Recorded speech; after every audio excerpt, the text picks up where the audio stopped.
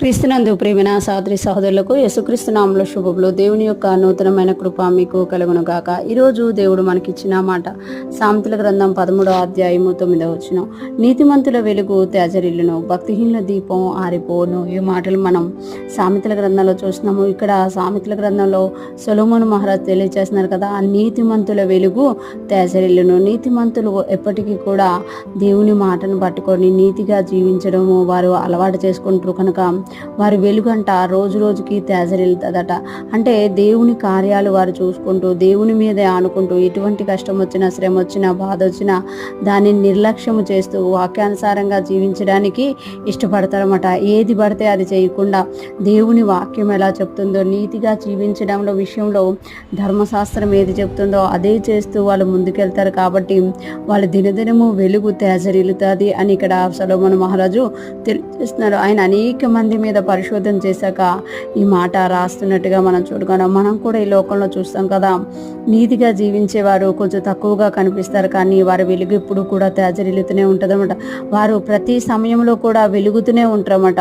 ఒక సమస్య వచ్చిందని తగ్గిపోవడం, ఒక బాధ వచ్చిందని వేదన చెందడం కాకుండా వారు నీతిగా జీవించడం అలవాటు చేసుకున్నారు. కాబట్టి వాళ్ళు అలాగే ముందుకెళ్తూ ఉంటారన్నమాట. అదే ఇంకొక మాట మనం చూసుకుంటే భక్తిహీనుల దీపం ఆరిపోను. ఎవరైతే వారికి నచ్చినట్టుగా వారు జీవిస్తూ భక్తిహీనముగా జీవిస్తూ ఇష్టానుసారంగా జీవిస్తూ మమ్మల్ని ఎవరు చూస్తున్నారులే అని వారికి నచ్చినట్టుగా వెళ్ళిపోతూ భక్తిహీనత కనపరుస్తూ నీతిగా ఉండాల్సిన స్థలాల్లో నీతిగా ఉండకుండా భక్తిహీనముగా వెళ్ళిపోతున్న వారి దీపం అంట ఆరిపోతుందంట.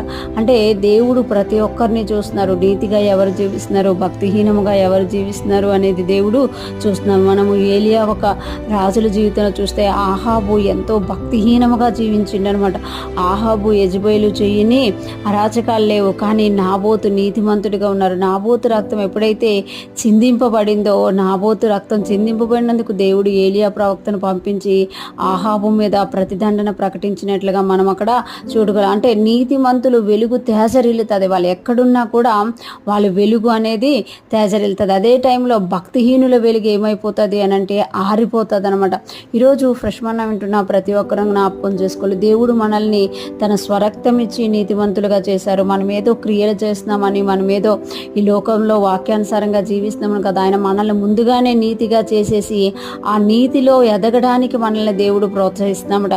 ఎప్పుడైతే మనము నీతి అయి ఉన్నాము, మనం వెలుగు అయి ఉన్నామని తెలిసి నీతి కార్యాలు చేస్తూ ఉంటామో మనము వెలుగుతూ ఉంటామో అప్పుడు దేవునికి మహిమ వస్తుంది అనమాట. మనం ఎప్పుడైతే నీతి కార్యాలు చేస్తూ దేవునికి మహిమకరంగా జీవిస్తామో దేవుడు మన జీవితం వలన ఘనత పొందుకుంటారన్నమాట. ఈరోజు ఫ్రెష్ మన్నా వింటున్న ప్రతి ఒక్కరూ కూడా మనం ఆల్రెడీ నీతిమంతులుగా తీర్చబడ్డాము కాబట్టి దేవునికి మహిమకరంగా జీవిస్తూ ఆయన చిత్తానుసారంగా జీవించుదుము గాక. దేవుని కృప మనందరికీ తోడయుండి నడిపించును గాక. ఆమేన్.